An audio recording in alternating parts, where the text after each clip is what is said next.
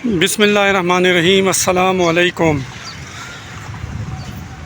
Toyota cantt Motors, उसके सामने काम की सूरत हाल। लास्ट वीडियो जो मैंने यहाँ पर बनाई थी ना, काफ़ी सूरत हाल ख़राब थी। वो आप मस्जिद का मीनार देख रहे हैं, वहाँ से लेकर और फिर आगे बैंक स्टॉप तक काम बिल्कुल भी नहीं हुआ था। लेकिन आज एक हफ़्ते के बाद आया हूँ शाहताज कॉलोनी के पास, आखिरी मराहिल में काम, और वहाँ से लेकर यहाँ तक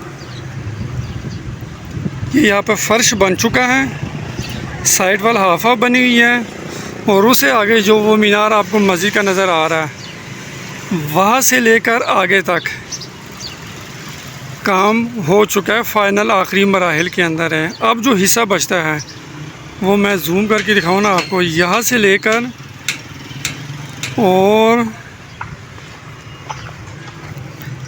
यहाँ तक ये जो लेबर काम कर रही है आपके सामने, ये वाले हिस्से पे काम होने वाला है। और इंशाल्लाह जैसे यहाँ पे स्पीड पकड़ ली है काम ने इस जगह के ऊपर, एक हफ़्ते के अंदर अंदर ये तकरीबन 75 से 80% ये काम भी मुकम्मल हो जाएगा, एक वीक के अंदर अंदर।